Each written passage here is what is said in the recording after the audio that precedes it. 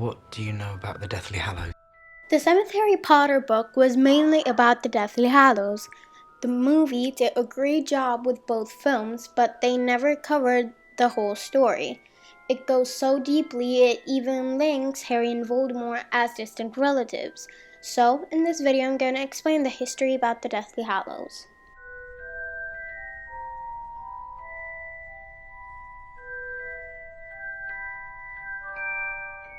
This starts off with the tale of the three brothers, the Peverell brothers. The three cheat Death, so Death pretended to congratulate them by giving each a prize. The oldest, Antioch, asked for the most powerful wand in the wizarding world. Cadmus, the middle one, asked for something that could bring his wife back from the dead. And the youngest, Ignotus, asked for him to leave that day and not be followed by Death. So Death gave him a part of his invisibility cloak. But just as Death had planned, the objects they obtained led to their death. Antioch bragged about his power and invincibility and ended up being killed by someone who wanted the power for themselves. Cadmus ended up committing suicide to return to the love of his life after Stone gave her back, but he couldn't touch her and she was miserable being back amongst the living. Ignotus, however, spent the rest of his life hiding from Death until he passed his cloak down to his son, and Death greeted him as an old friend.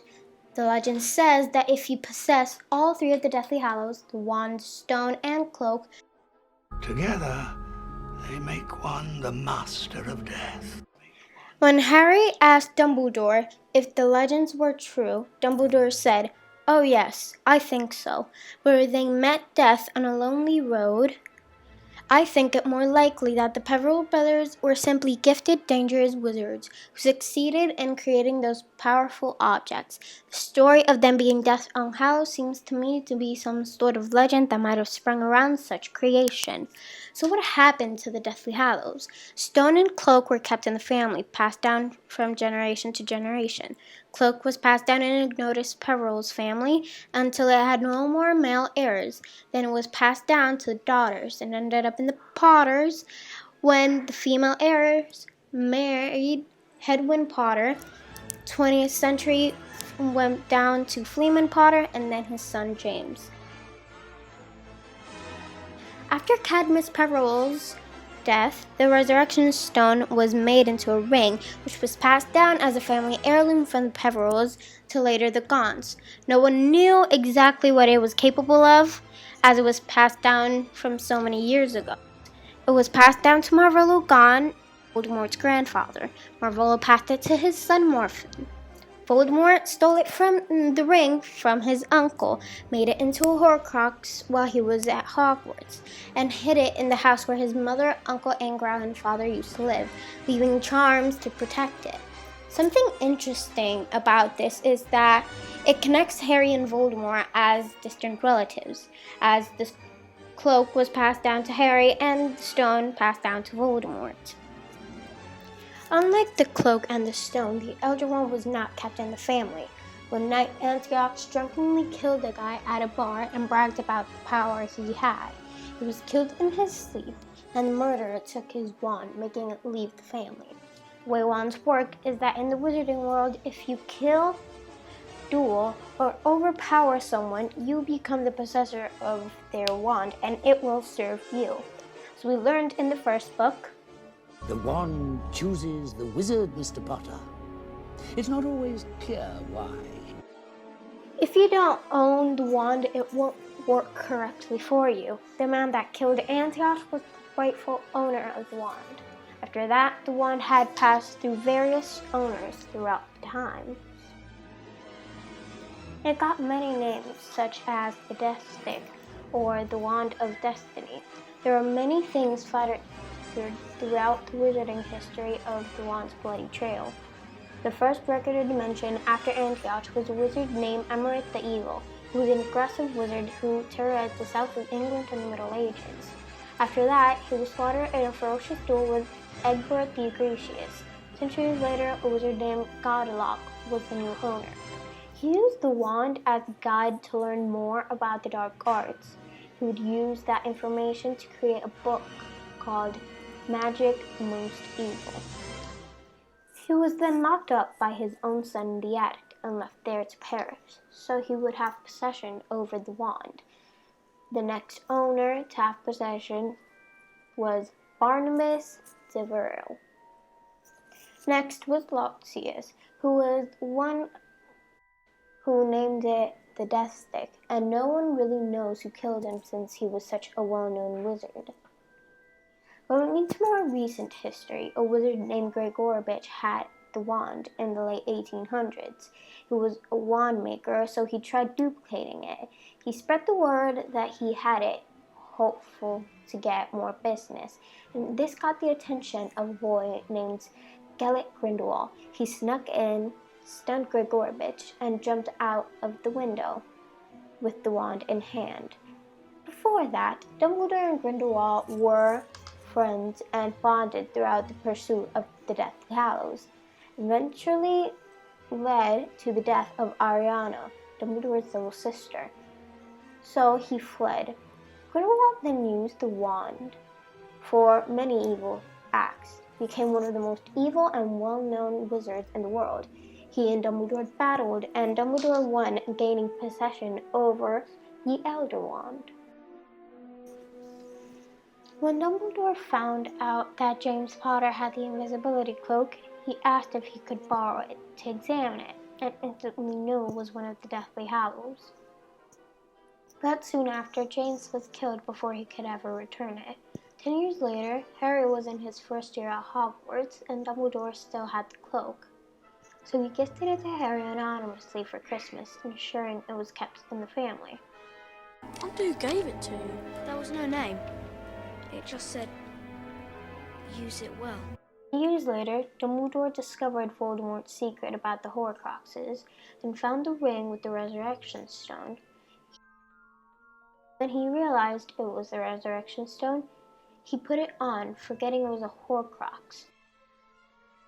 Snape stopped it from spreading, and he said he only had a year to live.